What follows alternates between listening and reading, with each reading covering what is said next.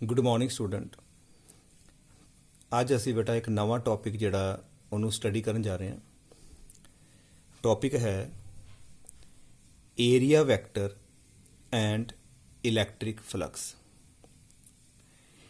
ਬੇਟਾ electric flux ਨੂੰ ਸਮਝਣ ਤੋਂ ਪਹਿਲਾਂ ਸਾਨੂੰ ਇੱਕ ਛੋਟਾ ਜਿਹਾ ਟੌਪਿਕ ਹੈ, ਵਾਟ ਇਜ਼ ਏਰੀਆ ਵੈਕਟਰ। ਸਾਨੂੰ ਪਹਿਲਾਂ ਬੇਟਾ ਇਹਦੇ ਬਾਰੇ ਡਿਸਕਸ ਕਰਨਾ ਪੈਣਾ। ਵੈਸੇ ਬੇਟਾ ਅਸੀਂ ਜਾਣਦੇ ਹਾਂ ਕਿ ਜਿਹੜਾ ਏਰੀਆ ਹੈ, ਸਰਫੇਸ ਏਰੀਆ ਹੈ, it is a scalar physical quantity. ਪਰ ਬੇਟਾ ਕਈ ਸਾਇੰਟੀਫਿਕ ਕੈਲਕੂਲੇਸ਼ਨ ਦੇ ਵਿੱਚ ਸਾਨੂੰ ਜਿਹੜਾ ਏਰੀਏ ਨੂੰ ਵੈਕਟਰ ਵੀ ਮੰਨਣਾ ਪੈਂਦਾ ਹੈ, ਜਿਸ ਨੂੰ ਅਸੀਂ ਬੋਲਦੇ ਬੇਟਾ ਏਰੀਆ ਵੈਕਟਰ।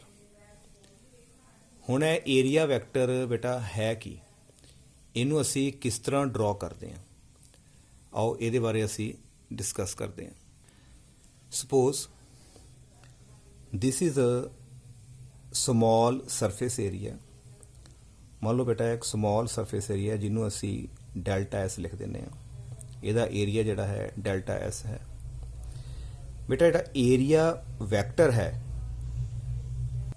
ਇਸ ਨੂੰ ਬੇਟਾ ਡਰਾਅ ਕਰਨ ਦਾ ਜਿਹੜਾ ਤਰੀਕਾ ਹੈ, ਅਸੀਂ ਕੀ ਕਰਾਂਗੇ, ਸਰਫੇਸ ਉੱਪਰ ਇੱਕ ਬੇਟਾ ਜਿਹੜਾ ਨੋਰਮਲ ਡਰਾਅ ਕਰ ਦੇਣਾ। ਬਿਲਕੁਲ ਸਰਫੇਸ ਉੱਪਰ ਇੱਕ ਨੋਰਮਲ ਡਰਾਅ ਕਰਨਾ ਹੈ, ਜਿਹਦੀ ਡਾਇਰੈਕਸ਼ਨ ਬੇਟਾ ਆਊਟਵਰਡ ਹੋਏਗੀ। That represents area vector. Area vector is a normal drawn on any plane surface। ਬੇਟਾ ਜਿਹੜਾ ਅਸੀਂ ਸਰਫੇਸ ਲੈ ਕੇ ਚੱਲੇ ਹਾਂ, ਇਹ ਸਾਡੇ ਕੋਲ ਪਲੇਨ ਹੈ।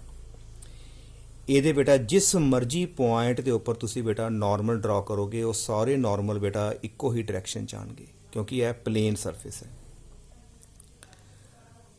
Now that normal represents the area vector. ਮੰਨ ਲਓ ਬੇਟਾ ਇਸ ਸਾਈਡ ਤੇ ਇੱਕ ਸਾਡੇ ਕੋਲ ਯੂਨਿਟ ਵੈਕਟਰ ਹੈ n ਕੈਪ। ਇਸ ਡਾਇਰੈਕਸ਼ਨ ਨੂੰ ਆਊਟਵਰਡ ਡਾਇਰੈਕਸ਼ਨ 'ਚ ਯੂਨਿਟ ਵੈਕਟਰ ਹੈ n cap. then you can write delta S vector means area vector is equal to magnitude of area vector multiply by n cap। ਜਿਸ ਤਰ੍ਹਾਂ ਬੇਟਾ ਅਸੀਂ ਪੜ੍ਹਿਆ ਹੈ ਕਿ ਕੋਈ ਵੀ ਵੈਕਟਰ ਹੈ ਉਹਨੂੰ ਲਿਖਣਾ ਹੋਵੇ a ਦਾ ਮੈਗਨੀਟਿਊਡ ਮਲਟੀਪਲਾਈਡ ਬਾਈ ਬੇਟਾ a cap। this n cap gives us the direction of area vector. ਹਾਂਜੀ ਬੇਟਾ ਕਲੀਅਰ। ਏਰੀਆ ਵੈਕਟਰ ਇੱਕ ਵੈਕਟਰ ਕੁਆਂਟਿਟੀ ਹੈ, ਪਰ ਬੇਟਾ ਜਿਹੜਾ ਉਹਦਾ ਜਿਹੜਾ ਮੈਗਨੀਟਿਊਡ ਹੋਏਗਾ, it will be just equal to area. ਬੇਟਾ ਆਹ ਤਾਂ ਤਰੀਕਾ ਸੀਗਾ ਤੁਸੀਂ ਏਰੀਆ ਵੈਕਟਰ ਡਰਾਅ ਕਿਸ ਤਰ੍ਹਾਂ ਕਰਨਾ ਹੈ, ਪਰ ਸਾਡੇ ਕੋਲ ਸਰਫੇਸ ਕਿਹੜਾ ਸੀ ਬੇਟਾ, ਪਲੇਨ।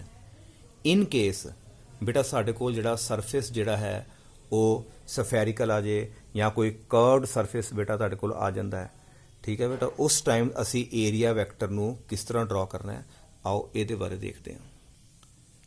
ਵੈਸੇ ਇਸ ਡਾਇਗਰਾਮ ਦੇ ਵਿੱਚ ਸਾਡੇ ਕੋਲ ਇੱਕ ਕਰਵਡ ਸਰਫੇਸ ਹੈ, ਮੰਨ ਲਓ ਬੇਟਾ ਸਫੈਰੀਕਲ ਸਰਫੇਸ। ਇਹਦੇ ਉੱਪਰ ਅਸੀਂ ਏਰੀਆ ਵੈਕਟਰ ਬੇਟਾ ਡਰਾਅ ਕਰਨਾ ਹੈ। ਇਹਦਾ ਬੇਟਾ ਕੀ ਤਰੀਕਾ ਹੈ, ਇਸ ਪੂਰੇ ਕਰਵਡ ਸਰਫੇਸ ਏਰੀਆ ਨੂੰ ਬੇਟਾ ਪਹਿਲਾਂ ਅਸੀਂ ਇਹਦਾ ਇੱਕ ਸਮਾਲ ਜਿਹੜਾ ਹੈ ਇੱਕ ਸਰਫੇਸ ਲੈਣੇ ਬੇਟਾ, ਇਹਦੇ ਉੱਪਰ ਸਮਾਲ, ਜਿਸ ਦਾ ਏਰੀਆ ਬੇਟਾ ਡੈਲਟਾ S1 ਹੈ। ਬੇਟਾ ਪੂਰਾ ਕਰਵਡ ਸਰਫੇਸ ਏਰੀਆ ਜਿਹਨੂੰ ਬੋਲਦੇ ਬੇਟਾ 4πr²। ਇਹਨੂੰ ਅਸੀਂ ਬੇਟਾ ਛੋਟੇ ਛੋਟੇ ਸਰਫੇਸ ਦੇ ਵਿੱਚ ਬੇਟਾ ਅਸੀਂ ਡਰਾਅ ਕਰ ਲਿਆ। ਜੇ ਇਹਦੇ ਉੱਪਰ ਬੇਟਾ ਅਸੀਂ ਗੱਲ ਕਰਦੇ ਹਾਂ ਤੇ ਏਰੀਆ ਵੈਕਟਰ ਹਮੇਸ਼ਾ ਨਾਰਮਲ ਆਊਟਵਰਡ ਹੁੰਦਾ ਬੇਟਾ। ਇਹਦੇ ਉੱਪਰ ਇਸ ਤਰ੍ਹਾਂ ਇੱਕ ਜਿਹੜਾ ਹੈ ਸਾਡੇ ਕੋਲ ਏਰੀਆ ਵੈਕਟਰ ਅਸੀਂ ਸ਼ੋ ਕਰਾਂਗੇ। ਜੇ ਅਸੀਂ ਬੇਟਾ ਇੱਥੇ ਇੱਕ ਲੈਨੇ ਹਾਂ ਅਸੀਂ ਇੱਕ ਸਮਾਲ ਸਰਫੇਸ ਏਰੀਆ, ਤੇ ਬੇਟਾ ਇਹਦੇ ਉੱਪਰ ਜਦੋਂ ਅਸੀਂ ਨਾਰਮਲ ਡਰਾਅ ਕਰਾਂਗੇ, then that will be the area vector. ਬੇਟਾ ਇਹਦਾ ਏਰੀਆ ਡੈਲਟਾ S2 ਹੈ। ਬੇਟਾ ਇਹ ਜਿੰਨੇ ਵੀ ਅਸੀਂ ਨਾਰਮਲ ਡਰਾਅ ਕਰ ਰਹੇ ਹਾਂ ਬੇਟਾ, ਦੇ ਆਰ ਆਲ ਰੇਡੀਅਲੀ ਆਊਟਵਰਡ। ਜਦੋਂ ਵੀ ਸਾਡੇ ਕੋਲ ਬੇਟਾ ਇੱਕ ਕਰਵਡ ਸਰਫੇਸ ਹੋਵੇ, ਉਹਦੇ ਉੱਪਰ ਨਾਰਮਲ ਡਰਾ ਕਰਨ ਦਾ ਤਰੀਕਾ ਹੈ। ਤੁਹਾਨੂੰ ਰੇਡੀਅਲੀ ਆਊਟਵਰਡ ਜਿਹੜੀਆਂ ਬੇਟਾ ਤੁਹਾਨੂੰ ਲਾਈਨਸ ਜਿਹੜੀਆਂ ਨੇ ਹਰ ਪੁਆਇੰਟ ਉੱਪਰ ਤੁਸੀਂ ਡਰਾ ਕਰ ਸਕਦੇ ਜੇ। ਤੇ ਬੇਟਾ ਇਹਦੇ ਵਿੱਚ ਤੁਸੀਂ ਨੋਟ ਕੀਤਾ ਕਿ ਜਿਹੜੇ ਏਰੀਆ ਵੈਕਟਰ ਦੀ ਡਾਇਰੈਕਸ਼ਨ ਹਰ ਇੱਕ ਕਰਵਡ ਸਰਫੇਸ ਉੱਪਰ ਬੇਟਾ ਸੇਮ ਨਹੀਂ ਹੈ। ਜੇ ਅਸੀਂ ਬੇਟਾ ਇੱਥੇ ਇੱਕ ਲੈ ਲੈਂਦੇ ਹਾਂ ਕੋਈ curved surface area, then area vector will be along this side, this will be delta S3 and so on. ਪਰ ਬੇਟਾ ਜੇ ਪਲੇਨ ਸਰਫੇਸ ਏਰੀਆ ਹੈ ਉਥੇ ਬੇਟਾ ਹਰ ਇੱਕ ਜਗ੍ਹਾ ਦੇ ਉੱਪਰ ਨਾਰਮਲ ਬੇਟਾ ਸੇਮ ਡਾਇਰੈਕਸ਼ਨ ਤੇ ਹੋਏਗਾ। ਪਰ in case you have curved surface area, then you have to draw the radially outward perpendiculars। ਹਾਂਜੀ ਬੇਟਾ ਕਲੀਅਰ। ਇਹ ਸਾਰੇ ਬੇਟਾ ਜਿਹੜੇ ਨਾਰਮਲਸ ਨੇ ਇੱਕੋ ਹੀ ਜਗ੍ਹਾ ਤੇ ਇਕੱਠੇ ਹੋਣਗੇ, ਰੇਡੀਅਲੀ ਆਊਟਵਰਡ ਜਿਹੜੇ ਨੇ ਪਰਪੈਂਡੀਕੂਲਰਸ ਜਿਹੜੇ ਤੁਸੀਂ ਇਹਨਾਂ ਨੂੰ ਉੱਤੇ ਡਰਾ ਕਰ ਸਕਦੇ ਹੋ। ਹਾਂਜੀ ਬੇਟਾ ਕਲੀਅਰ। ਆਓ ਇਸ ਤੋਂ ਬਾਅਦ ਅਸੀਂ ਹੁਣ ਇਲੈਕਟ੍ਰਿਕ ਜਿਹੜਾ ਹੈ ਫਲਕਸ ਉਹਦੇ ਬਾਰੇ ਅਸੀਂ ਡਿਸਕਸ ਕਰਦੇ ਹਾਂ ਕਿ what is electric flux. Now the topic is electric flux। Now electric flux is a measure of number of electric line of forces passing through that area along the normal to the surface। ਕਿੰਨੀਆਂ electric lines of forces ਬੇਟਾ ਕਿਸੇ ਏਰੀਏ ਦੇ ਵਿੱਚੋਂ ਜਿਹੜੀਆਂ ਪਾਸ ਕਰਦੀਆਂ ਨੇ ਉਹ ਸਾਡਾ ਬੇਟਾ ਹੁੰਦਾ ਹੈ ਇਲੈਕਟ੍ਰਿਕ ਫਲਕਸ। ਮੰਨ ਲਓ ਸਾਡੇ ਕੋਲ ਬੇਟਾ ਇਲੈਕਟ੍ਰਿਕ ਲਾਈਨਸ ਆਫ ਫੋਰਸਿਸ ਆ ਰਹੀਆਂ ਨੇ, ਕਹਿਣ ਦਾ ਮਤਲਬ ਹੈ ਇਲੈਕਟ੍ਰਿਕ ਫੀਲਡ ਦੀ ਬੇਟਾ ਕਿਸੇ ਜਗ੍ਹਾ ਤੇ ਇੰਟੈਂਸਿਟੀ ਹੈ, ਉਹਦੇ ਅੱਗੇ ਰਸਤੇ ਦੇ ਵਿੱਚ ਬੇਟਾ ਅਸੀਂ ਕੋਈ ਸਰਫੇਸ ਏਰੀਆ ਜਿਹੜਾ ਹੈ ਉਹ ਖੜਾ ਕਰ ਦਿੰਦੇ ਹਾਂ। ਉਸ ਸਰਫੇਸ ਏਰੀਏ ਦੇ ਵਿੱਚੋਂ ਸਪੋਜ਼ ਬੇਟਾ ਇਹ ਸਾਡੇ ਕੋਲ ਸਰਫੇਸ ਏਰੀਆ ਹੈ ਪੂਰਾ ਕਲੋਜ਼, ਇਹਦੇ ਵਿੱਚੋਂ ਬੇਟਾ ਸਾਡੀਆਂ ਕਿੰਨੀਆਂ ਜਿਹੜੀਆਂ ਇਲੈਕਟ੍ਰਿਕ ਲਾਈਨਸ ਆਫ ਫੋਰਸਿਸ ਜਿਹੜੀਆਂ ਨੇ ਵਿੱਚੋਂ ਪਾਸ ਹੋਣਗੀਆਂ ਕਿਸੇ ਸਰਫੇਸ ਚੋਂ। ਹਾਂਜੀ ਬੇਟਾ ਕਲੀਅਰ। ਇਹ ਸਰਫੇਸ ਬੇਟਾ ਇਹ ਜਿਹੜਾ ਬਿਲਕੁਲ ਸੋਲਿਡ ਜਿਹੜਾ ਹੋਣਾ ਚਾਹੀਦਾ ਹੈ, ਇਹ ਤੇ ਬੇਟਾ ਹੋਲੋ ਹੈ। ਕਿਸੇ ਸਰਫੇਸ ਦੇ ਵਿੱਚੋਂ ਕਿੰਨੀਆਂ ਇਲੈਕਟ੍ਰਿਕ ਲਾਈਨਸ ਆਫ ਫੋਰਸਿਸ ਬੇਟਾ ਸਾਡੀਆਂ ਪਾਸ ਹੋਣਗੀਆਂ ਉਹਨੂੰ ਅਸੀਂ ਬੋਲਦੇ ਹਾਂ ਇਲੈਕਟ੍ਰਿਕ ਫਲਕਸ। ਬੇਟਾ ਇਸ ਡਾਇਗਰਾਮ 'ਚ ਦੇਖੋ ਸਾਡੇ ਕੋਲ ਯੂਨੀਫਾਰਮ ਫੀਲਡ ਨਜ਼ਰ ਆ ਰਿਹਾ। ਬੇਟਾ ਇਹ ਯੂਨੀਫਾਰਮ ਇਲੈਕਟ੍ਰਿਕ ਫੀਲਡ ਇਸ ਸਰਫੇਸ ਦੇ ਵਿੱਚੋਂ ਬੇਟਾ ਪਾਸ ਹੋ ਰਿਹਾ ਦੇਖੋ। ਹਾਂਜੀ ਕਲੀਅਰ। ਜਿਸ ਮਰਜ਼ੀ ਪੁਆਇੰਟ ਦੇ ਉੱਪਰ ਬੇਟਾ ਤੁਸੀਂ ਜੇ ਨਾਰਮਲ ਡਰਾ ਕਰਕੇ ਦੇਖ ਲੈਣਾ ਤੇ ਜਿਹੜੀ ਇਲੈਕਟ੍ਰਿਕ ਫੀਲਡ ਤੇ ਏਰੀਆ ਵੈਕਟਰ ਦੇ ਵਿੱਚ ਬੇਟਾ ਜਿਹੜਾ ਐਂਗਲ ਹੈ ਬਿਲਕੁਲ ਸੇਮ ਆਏਗਾ, ਕਿਉਂਕਿ ਸਾਡੇ ਕੋਲ ਸਰਫੇਸ ਜਿਹੜਾ ਹੈਗਾ ਹੈ ਉਹ ਪਲੇਨ ਹੈ। ਡੈਫੀਨੇਸ਼ਨ ਦੇ according number of electric lines of forces passing through that area along the normal to the surface। ਬੇਟਾ ਜਿਹੜੀਆਂ ਇਲੈਕਟ੍ਰਿਕ ਲਾਈਨਸ ਆਫ ਫੋਰਸ ਜਿਹੜੀਆਂ ਨੇ ਨਾਰਮਲ ਦੇ ਅਲੋਂਗ ਕਿੰਨੀਆਂ ਲੰਗੀਆਂ, ਪਰ ਇੱਥੇ ਬੇਟਾ ਦੇਖੋ ਨਾਰਮਲ ਤੇ ਅਲੋਂਗ ਦਿਸ ਸਾਈਡ ਹੈ ਤੇ electric field is along this side. ਤੇ ਬੇਟਾ ਅਸੀਂ ਲੈਣੀ ਹੈ ਕਿੰਨੀਆਂ electric lines of forces normal ਦੇ ਅਲੋਂਗ ਬੇਟਾ ਪਾਸ ਹੋ ਰਹੀਆਂ। ਇਹਦਾ ਮਤਲਬ ਬੇਟਾ ਅਸੀਂ ਇਲੈਕਟ੍ਰਿਕ ਫੀਲਡ ਦਾ ਇੱਕ ਕੰਪੋਨੈਂਟ ਇਸ ਡਾਇਰੈਕਸ਼ਨ 'ਚ ਲਵਾਂਗੇ ਤੇ ਉਹ ਸਾਡਾ ਬੇਟਾ ਜਿਹੜਾ ਇਲੈਕਟ੍ਰਿਕ ਫੀਲਡ ਦਾ ਇਸ ਪਾਸੇ ਕੰਪੋਨੈਂਟ ਆਏਗਾ ਉਹ ਆਏਗਾ ਸਾਡੇ ਕੋਲ E cos θ।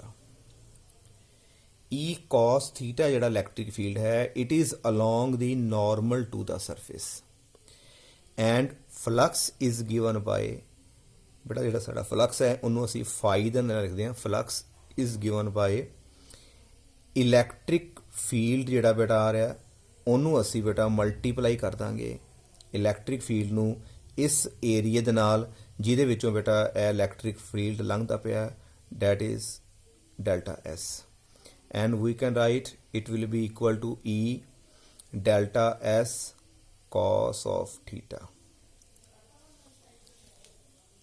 or we can write E vector dot delta S vector. This is the formula for electric flux through a certain given beta area. It is given by beta dot product of electric field and area vector. electric flux is given by dot product of electric field intensity and area vector. Electric flux ਬੇਟਾ ਜਿਹੜਾ ਹੈ ਉਹ orientation ਦੇ ਉੱਤੇ ਬੇਟਾ depend ਕਰਦਾ ਹੈ। Orientation means ਬੇਟਾ ਥੀਟਾ, ਜਿਹੜਾ ਐਂਗਲ ਏਰੀਆ ਵੈਕਟਰ ਤੇ ਇਲੈਕਟ੍ਰਿਕ ਫੀਲਡ ਦੇ ਵਿੱਚ ਹੈ ਬੇਟਾ ਉਹਦੇ ਉੱਪਰ ਜਿਹੜੀ ਹੈ ਫਲਕਸ ਦੀ ਜਿਹੜੀ ਵੈਲਿਊ ਹੈ ਡਿਪੈਂਡ ਕਰਦੀ ਹੈ। ਫਲਕਸ ਜਿਹੜਾ ਹੈ ਬੇਟਾ ਪੋਜ਼ਿਟਿਵ, ਨੈਗੇਟਿਵ, ਜ਼ੀਰੋ, ਇਹਦੀ ਕੋਈ ਵੀ ਵੈਲਿਊ ਹੋ ਸਕਦੀ ਹੈ। ਇਹ ਡਿਪੈਂਡ ਕਰਦਾ ਬੇਟਾ ਕਿ ਇਹਨਾਂ ਦੋਨਾਂ ਦੇ ਵਿੱਚ ਬੇਟਾ ਐਂਗਲ ਕਿੰਨਾ ਹੈ। ਇਹਨੂੰ ਬੇਟਾ ਅਸੀਂ ਫਰਦਰ ਜਿਹੜਾ ਇਸ ਤੋਂ ਬਾਅਦ ਇਹਨੂੰ ਡਿਸਕਸ ਕਰਦੇ ਹਾਂ। ਤੇ ਬੇਟਾ ਫਲਕਸ ਜਿਹੜਾ ਹੈ ਡਾਟ ਪ੍ਰੋਡਕਟ ਹੋਣ ਕਰਕੇ flux is a scalar physical quantity. Scalar physical quantity ਬੇਟਾ ਇਹਨੂੰ ਯਾਦ ਰੱਖਣਾ ਹੈ। ਫਲਕਸ ਜਿਹੜਾ ਹੈ ਸਾਡਾ ਸਕੇਲਰ ਫਿਜ਼ੀਕਲ ਕੁਆਂਟਿਟੀ ਹੈ। ਫਲਕਸ ਦਾ ਬੇਟਾ ਜਿਹੜਾ SI ਯੂਨਿਟ ਹੋਏਗਾ, ਇੱਥੇ ਮੈਂ ਲਿਖ ਦਿੰਦਾ ਬੇਟਾ ਇਲੈਕਟ੍ਰਿਕ ਫੀਲਡ ਦਾ ਹੋ ਗਿਆ ਨਿਊਟਨ ਪਰ ਕੂਲਮ, ਤੇ ਬੇਟਾ ਨਾਲ ਅਸੀਂ ਏਰੀਆ ਨਾਲ ਮਲਟੀਪਲਾਈ ਕੀਤਾ ਹੈ, ਏਰੀਆ ਦਾ ਆ ਗਿਆ ਬੇਟਾ ਸਾਡੇ ਕੋਲ ਮੀਟਰ ਸਕੁਏਅਰ, ਤੇ ਫਲਕਸ ਦਾ ਜਿਹੜਾ ਹੈ SI ਜਿਹੜਾ ਯੂਨਿਟ ਹੈ ਬੇਟਾ ਨਿਊਟਨ ਪਰ ਕੂਲਮ ਮੀਟਰ ਸਕੁਏਅਰ। ਹਾਂਜੀ ਬੇਟਾ ਕਲੀਅਰ। ਇਸ ਡਾਇਗਰਾਮ ਦੇ ਵਿੱਚ ਬੇਟਾ ਸਾਡੇ ਕੋਲ ਜਿੱਥੇ ਮਰਜ਼ੀ ਤੁਸੀਂ ਏਰੀਆ ਵੈਕਟਰ ਡਰਾ ਕਰ ਲੈਂਦੇ, ਇਹ ਐਂਗਲ ਬੇਟਾ ਹਮੇਸ਼ਾ ਹੀ ਸੇਮ ਆਏਗਾ। ਪਰ ਇਨ ਕੇਸ ਸਾਡੇ ਕੋਲ ਬੇਟਾ ਇੱਕ ਕਰਵਡ ਸਰਫੇਸ ਏਰੀਆ ਹੁੰਦਾ, ਕੋਈ ਵੀ ਕਰਵਡ ਸਰਫੇਸ ਏਰੀਆ ਹੈ, ਉੱਥੇ ਸਾਡੇ ਕੋਲ ਬੇਟਾ ਇਲੈਕਟ੍ਰਿਕ ਫੀਲਡ ਜਿਹੜੀ ਹੈ ਉਹ ਵੱਖਰੇ ਵੱਖਰੇ ਪੁਆਇੰਟ ਦੇ ਉੱਪਰ ਬੇਟਾ ਏਰੀਆ ਵੈਕਟਰ ਦੇ ਨਾਲ ਵੱਖਰਾ ਵੱਖਰਾ ਐਂਗਲ ਜਿਹੜਾ ਹੈ ਉਹ ਬਣਾਏਗੀ। ਤੁਸੀਂ ਨੈਕਸਟ ਡਾਇਗਰਾਮ 'ਚ ਬੇਟਾ ਦੇਖੋਗੇ ਕਿਸੇ ਜਗ੍ਹਾ ਦੇ ਉੱਤੇ ਫਲਕਸ ਨੈਗੇਟਿਵ ਆਏਗਾ, ਕਿਸੇ ਜਗ੍ਹਾ ਤੇ ਬੇਟਾ ਫਲਕਸ ਜਿਹੜਾ ਹੈ ਉਹ ਪੋਜ਼ਿਟਿਵ ਆਏਗਾ। ਆਓ ਇਸ ਤੋਂ ਅੱਗੇ ਬੇਟਾ ਅਸੀਂ ਡਿਸਕਸ ਕਰਦੇ ਹਾਂ। ਬੇਟਾ ਇਸ ਡਾਇਗਰਾਮ ਦੇ ਵਿੱਚ ਅਸੀਂ ਪਿੱਛੇ ਪੜ੍ਹਿਆ ਕਿ ਜਿਹੜਾ ਸਾਡਾ ਇਲੈਕਟ੍ਰਿਕ ਫਲਕਸ ਹੋਏਗਾ E vector dot with delta S vector, ਜੇ ਇਹਨੂੰ ਅਸੀਂ ਬੇਟਾ ਖੋਲ ਦਿੰਦੇ ਹਾਂ E ਵੈਕਟਰ ਦਾ ਮੈਗਨੀਟਿਊਡ, ਡੈਲਟਾ S ਵੈਕਟਰ ਦਾ ਬੇਟਾ ਮੈਗਨੀਟਿਊਡ, ਤੇ ਦੋਨਾਂ ਵਿੱਚ ਐਂਗਲ ਜਿਹੜਾ ਆਏਗਾ theta, we can write E delta S cos theta. This is the flux through that given surface.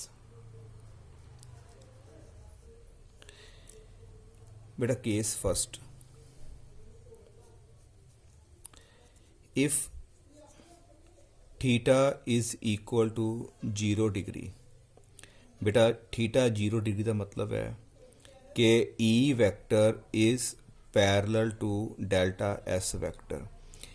कहने का मतलब जिधर नू साडा बेटा एरिया वैक्टर है, ए मान लो बेटा एरिया, ए साडा बेटा हो गया एरिया वैक्टर, तो बेटा जिधर नू एरिया वैक्टर है उसे ही डायरैक्शन दे विच साडे को बेटा इलैक्ट्रिक फील्ड आ रहा है। बेटा इस तरह की डायग्राम होवे, जिधर नू एरिया वैक्टर तो उधर ही बेटा साडा इलैक्ट्रिक फील्ड है। बेटा एरिया वैक्टर हमेशा आउटवर्ड डायरैक्शन विच एक नॉर्मल ड्रॉ करके शो किया जाता है, तो जे सरफेस होवे सफेरिकल तो उहदे ते बेटा रेडियली आउटवर्ड जिहड़ा बनाया जाता है। तो बेटा जे दोनों आपस में पैरेलल होन दैन थीटा 0, दिस इंप्लाई साडा कॉस 0 की वैल्यू आ जाएगी 1, and then that flux is given by E delta S, and this is the maximum flux. बेटा ए मैक्सीमम फ्लक्स जिहड़ा है वो पास होएगा। पिछे भी दसिया है बेटा कि जिहड़ा इलैक्ट्रिक फ्लक्स है ਉਹਦੀ ਜਿਹੜੀ वैल्यू है orientation of area vector and electric field उपर बेटा डिपेंड करती है। ਜਦੋਂ ਤੁਸੀਂ बेटा किसी सरफेस ਨੂੰ बिल्कुल नॉर्मल ही खड़े कर दोगे इलैक्ट्रिक फील्ड ਦੇ, then flux will be maximum. ਇਹਦਾ मतलब पहली कंडीशन जिधर ਨੂੰ एरिया वैक्टर जे उसे डायरैक्शन साडा इलैक्ट्रिक फील्ड है, then the flux will be maximum for that surface area. Now case number 2, if theta is equal to 90 degree, in case बेटा सारा थीटा 90 डिग्री है। बेटा किस तरह की जी है साड़ी है डायग्राम जी है वो बनेगी, नाल देखते हैं बेटा असी। आ साढ़े कोल हो गया area small area, this is delta S, and that is the area vector which is normal outward, and theta 90 means electric field is along this side। बेटा ਏਰੀਆ ਵੈਕਟਰ ਦੇ ਬਿਲਕੁਲ 90 ਡਿਗਰੀ ਜਿਹੜੀ ਹੈ ਉਹ ਵੈਲਿਊ ਹੋ ਗਈ। ਬੇਟਾ ਇਸ ਦਾ ਇਸ ਪਾਸੇ ਕੰਪੋਨੈਂਟ ਕਿੰਨਾ ਆਏਗਾ ਇਲੈਕਟ੍ਰਿਕ ਫੀਲਡ ਦਾ, ਡੈਲਟਾ ਐਸ ਵਾਲੇ ਪਾਸੇ ਜਿਹੜਾ ਕੰਪੋਨੈਂਟ ਆਏਗਾ ਸਾਡੇ ਕੋਲ ਆਏਗਾ E cos 90, ਕਿਉਂਕਿ ਬੇਟਾ ਐਂਗਲ 90 ਹੈ, ਇਸ ਸਾਈਡ ਤੇ ਕੰਪੋਨੈਂਟ ਆਏਗਾ ਬੇਟਾ E cos 90। ਬੇਟਾ cos 90 0 ਹੁੰਦਾ ਹੈ ਤੇ ਸਾਡੇ ਕੋਲ ਕਿੰਨਾ ਆ ਗਿਆ ਬੇਟਾ 0। ਇਹਦਾ ਮਤਲਬ ਜਿੱਧਰ ਨੂੰ ਏਰੀਆ ਵੈਕਟਰ ਹੈ ਉਧਰ ਨੂੰ ਬੇਟਾ ਇਲੈਕਟ੍ਰਿਕ ਫੀਲਡ ਹੈ ਹੀ ਨਹੀਂ। ਜੇ ਇੱਧਰ ਨੂੰ ਇਲੈਕਟ੍ਰਿਕ ਫੀਲਡ ਨਹੀਂ ਹੈ ਬੇਟਾ ਇਸ ਏਰੀਆ ਦੇ ਵਿੱਚੋਂ ਕੋਈ ਵੀ ਜਿਹੜਾ ਹੈ ਫਲਕਸ ਜਿਹੜਾ ਹੈ ਉਹ ਪਾਸ ਨਹੀਂ ਹੋਇਆ, ਤੇ ਸਾਡੇ ਕੋਲ ਬੇਟਾ ਜਿਹੜਾ ਫਲਕਸ ਦੀ ਜਿਹੜੀ ਵੈਲਿਊ ਆਏਗੀ cos 90 ਸਾਡਾ 0 ਹੋ ਗਿਆ, ਤੇ ਜਿਹੜਾ ਸਾਡਾ ਬੇਟਾ ਫਲਕਸ ਹੈ it will be equal to E delta S multiply by 0। ਬੇਟਾ ਇਸ ਫਾਰਮੂਲੇ 'ਚ ਪੁੱਟ ਕਰ ਦਿੱਤਾ ਉੱਤੇ and we get 0। it means when electric field is parallel to the surface like this। ਬੇਟਾ ਆਹ ਸਰਫੇਸ ਹੈ ਤੇ ਇਲੈਕਟ੍ਰਿਕ ਫੀਲਡ ਬੇਟਾ ਇਸ ਤਰ੍ਹਾਂ ਹੈ, ਤੇ ਬੇਟਾ ਇਲੈਕਟ੍ਰਿਕ ਫੀਲਡ ਦੇ ਵਿੱਚੋਂ ਪਾਸ ਹੀ ਨਹੀਂ ਹੋ ਸਕਦਾ। ਪਾਸ ਤੇ ਬੇਟਾ ਤਾਂ ਹੋਏਗਾ ਜੇ ਕਿਸੇ ਐਂਗਲ ਤੋਂ ਹੋਏਗਾ ਤੇ ਇਹਦੇ ਵਿੱਚੋਂ ਨਿਕਲ ਕੇ ਜਾਏਗਾ। ਹਾਂਜੀ ਬੇਟਾ ਕਲੀਅਰ। ਇਹਦਾ ਮਤਲਬ ਜਦੋਂ ਇਲੈਕਟ੍ਰਿਕ ਫੀਲਡ ਸਰਫੇਸ ਦੇ ਅਲੋਂਗ ਇਲੈਕਟ੍ਰਿਕ ਫਲਕਸ ਤੁਹਾਡਾ ਬੇਟਾ 0 ਆਏਗਾ, ਤੇ ਜਦੋਂ ਇਲੈਕਟ੍ਰਿਕ ਫੀਲਡ ਏਰੀਆ ਵੈਕਟਰ ਦੇ along then flux is maximum। we can write here E vector along area vector। ਬੇਟਾ ਇਸ ਡਾਇਗਰਾਮ 'ਚ ਅਸੀਂ ਲਿਖ ਸਕਦੇ ਹਾਂ E ਵੈਕਟਰ ਜਿਹੜਾ ਹੈ ਇਲੈਕਟ੍ਰਿਕ ਫੀਲਡ ਹੈ ਉਹ ਅਲੋਂਗ ਏਰੀਆ। ਬੇਟਾ ਏਰੀਆ ਦੇ ਅਲੋਂਗ ਹੈ, ਸਰਫੇਸ ਏਰੀਆ ਵੈਕਟਰ ਦੇ ਅਲੋਂਗ ਨਹੀਂ, ਇੱਧਰ ਏਰੀਆ ਵੈਕਟਰ ਦੇ ਅਲੋਂਗ ਹੈ, ਇੱਧਰ ਬੇਟਾ ਏਰੀਆ ਦੇ ਅਲੋਂਗ ਹੈ। ਹਾਂਜੀ ਬੇਟਾ clear. Flux can be 0। Now the case number 3।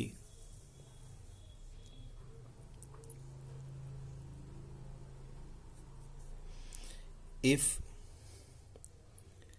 theta is 180 degree, जे बेटा सारा थीटा जिहड़ा है 180 डिग्री हो गया। 180 डिग्री का मतलब है कि साडे कोल डायग्राम इस तरह आएगी बेटा, आ साडे कोल सरफेस एरिया है and this is your area vector and electric field is opposite.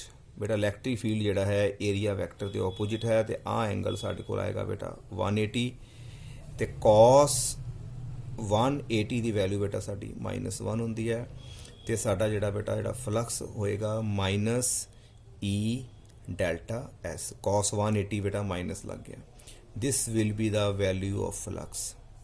ਇਹਦਾ मतलब बेटा साडा जिहड़ा फ्लक्स है वो नैगेटिव आएगा।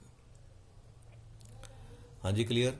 बेटा फ्लक्स जिहड़ा है 0 भी हो सकता है, फ्लक्स जिहड़ा है पॉजिटिव भी हो सकता है, फ्लक्स जिहड़ा है बेटा नैगेटिव भी हो सकता है।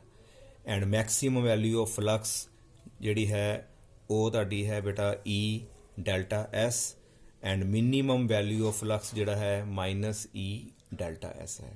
यह डिपेंड करता बेटा कॉस की वैल्यू ते। बेटा एक पॉइंट तुसीं नोट कर लो, जे तो बेटा जिहड़ा कॉ अपना थीटा है, थीटा की वैल्यू लाई करती है बेटा 0 to 90 degree, that is acute angle. तो बेटा कॉस थीटा जिहड़ा आएगा बेटा साढ़े कोल पॉजिटिव आएगा, तो ਉਹਦੇ करके बेटा जिहड़ा साडा फ्लक्स है वो भी साढ़े को बेटा पॉजिटिव आएगा। ਜਦੋਂ थीटा साडा अक्यूट है 0 to 90 डिग्री ਦੇ ਵਿੱਚ एंगल है, साडा जिहड़ा फ्लक्स बेटा पॉजिटिव आएगा। तो ਜਦੋਂ बेटा थीटा की वैल्यू जिहड़ी है 90 तो ज़्यादा है तो 180 डिग्री या उस तो बेटा घट होएगी second quadrant, then cos theta की वैल्यू बेटा साढ़े को जिहड़ी आएगी वो नैगेटिव आएगी। साडा जिहड़ा बेटा फ्लक्स है वो नैगेटिव आएगा। हाँ जी बेटा clear. Flux can be positive, flux can be negative, it depend upon the angle between electric field and area vector। now come to next point। बेटा सानू पता है ਜਿਹੜਾ ਇਲੈਕਟ੍ਰਿਕ ਫਲਕਸ ਹੈ it is a scalar quantity. ਇਹਦਾ ਮਤਲਬ ਬੇਟਾ ਜਿੰਨੇ ਵੀ ਸਾਡੇ ਜਿਹੜੇ ਸਕੇਲਰ ਦੇ ਲਾਜ਼ ਨੇ, ਐਡੀਸ਼ਨ ਦੇ ਲਾਜ਼, ਉਹ ਬੇਟਾ ਫਲਕਸ ਉੱਪਰ ਜਿਹੜੇ ਨੇ ਐਪਲੀਕੇਬਲ ਹੋਣਗੇ। ਆਓ ਬੇਟਾ ਇਹਨੂੰ ਸਮਝਣ ਦੀ ਕੋਸ਼ਿਸ਼ ਕਰੀਏ। ਮੰਨ ਲਓ ਸਾਡੇ ਕੋਲ ਬੇਟਾ ਇੱਕ ਸਰਫੇਸ ਹੈ plane, this is a plane surface. ਇਹਦੇ ਉੱਪਰ ਬੇਟਾ ਅਸੀਂ ਕੀ ਕੀਤਾ, ਇਸ ਸਰਫੇਸ ਨੂੰ ਦੋ ਪਾਰਟਸ ਵਿੱਚ ਬੇਟਾ ਅਸੀਂ ਡਿਵਾਈਡ ਕਰਤਾ। ਇੱਕ ਦਾ ਜਿਹੜਾ ਸਰਫੇਸ ਏਰੀਆ ਹੈ ਡੈਲਟਾ S1 ਹੈ, ਦੂਜੇ ਦਾ ਸਰਫੇਸ ਏਰੀਆ ਅਸੀਂ ਕਹਤਾ ਬੇਟਾ ਡੈਲਟਾ S2, ਤੇ ਸਾਡੇ ਕੋਲ ਬੇਟਾ delta S1 plus delta S2 is equal to delta S। Total surface area ਬੇਟਾ ਸਾਡਾ ਡੈਲਟਾ S ਹੈ।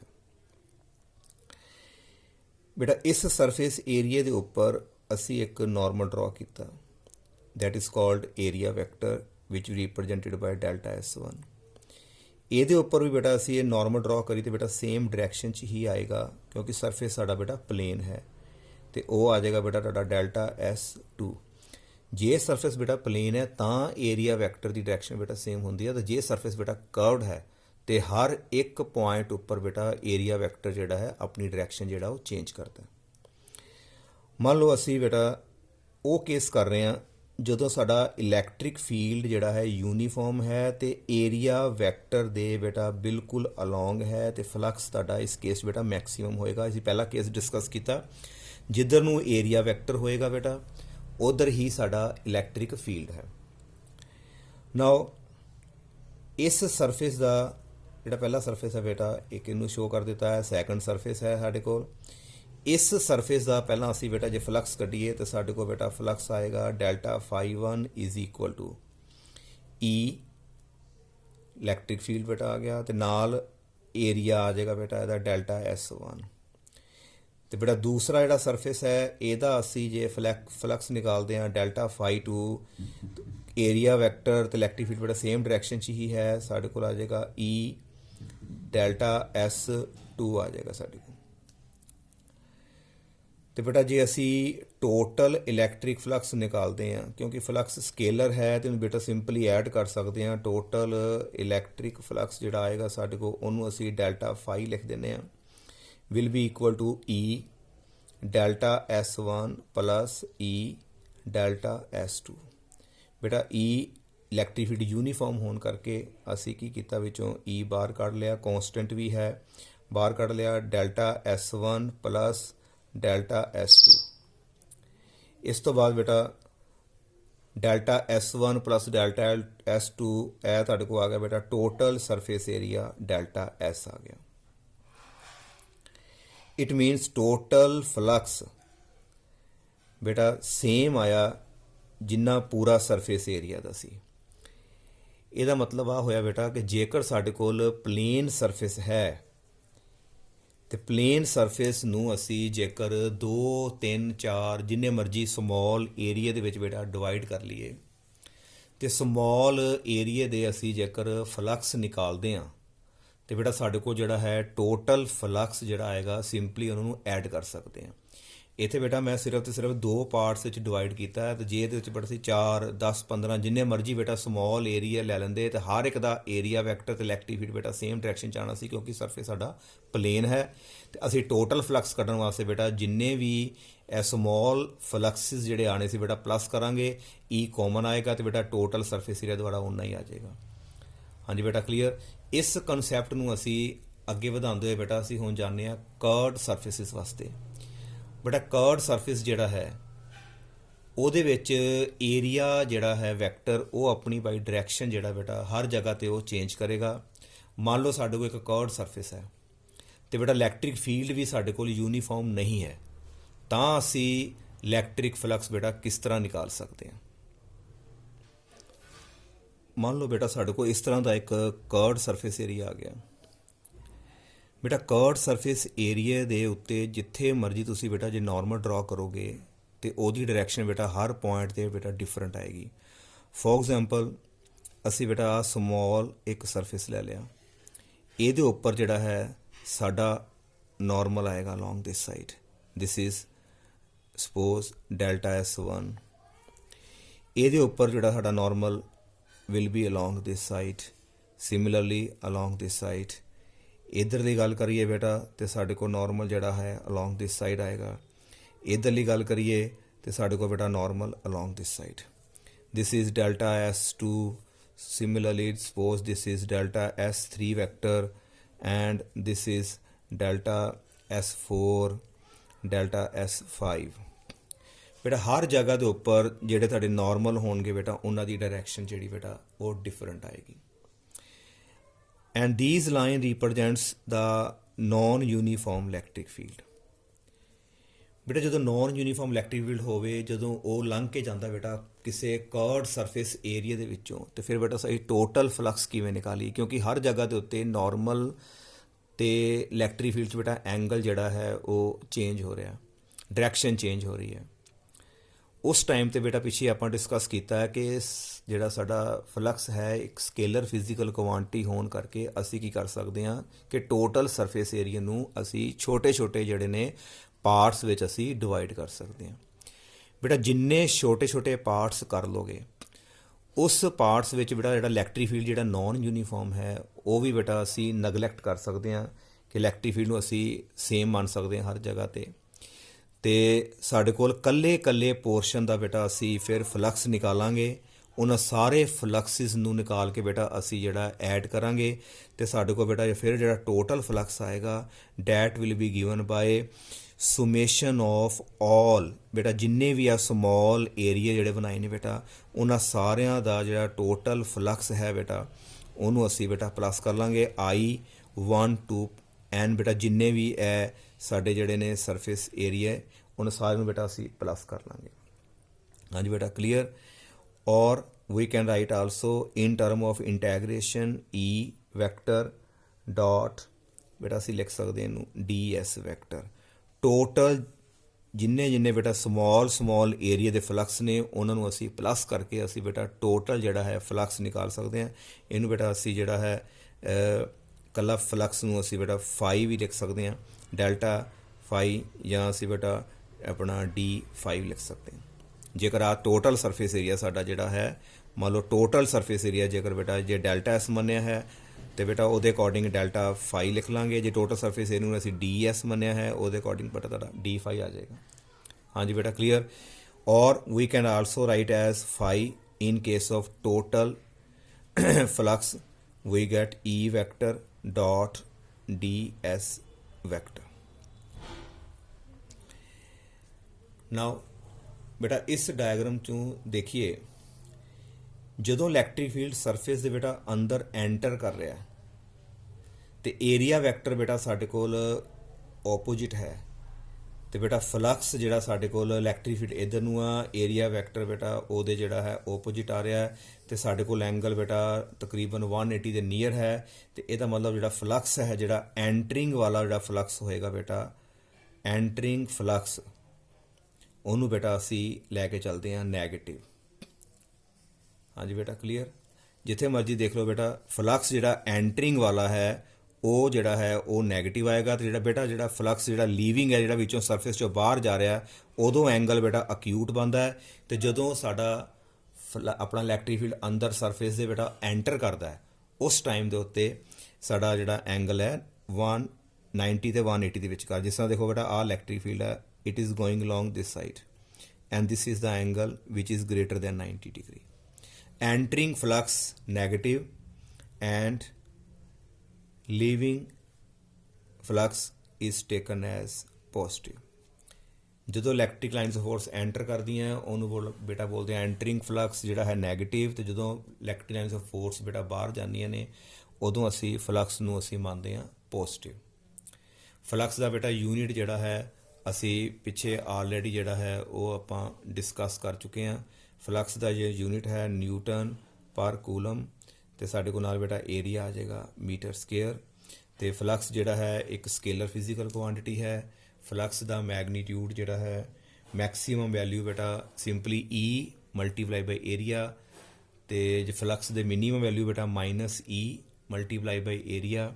ਜੇ ਸਰਫੇਸ ਬੇਟਾ ਪਲੇਨ ਹੈ ਸਾਨੂੰ ਜਿਹੜਾ ਹੈ ਟੋਟਲ ਸਰਫੇਸ ਨੂੰ ਛੋਟੇ ਛੋਟੇ ਪਾਰਟਸ 'ਚ ਡਿਵਾਈਡ ਕਰਨ ਦੀ ਲੋੜ ਨਹੀਂ ਹੈ, ਕਿਉਂਕਿ ਹਰ ਜਗ੍ਹਾ ਦੇ ਉੱਤੇ ਬੇਟਾ ਨਾਰਮਲ ਦੀ ਜਿਹੜੀ ਹੈ ਡਾਇਰੈਕਸ਼ਨ ਇਲੈਕਟ੍ਰਿਕ ਫੀਲਡ ਨਾਲ ਐਂਗਲ ਸੇਮ ਹੋਏਗਾ। ਅਸੀਂ ਸਿੱਧਾ ਹੀ ਬੇਟਾ ਟੋਟਲ ਸਰਫੇਸ ਏਰੀਆ ਨੂੰ ਇਲੈਕਟ੍ਰਿਕ ਫੀਲਡ ਨਾਲ ਮਲਟੀਪਲਾਈ ਕਰਕੇ ਤੇ ਐਂਗਲ ਲਗਾ ਕੇ ਬੇਟਾ ਫਲਕਸ ਨਿਕਾਲ ਸਕਦੇ ਹਾਂ। ਨਾਓ ਥੈਂਕ ਯੂ।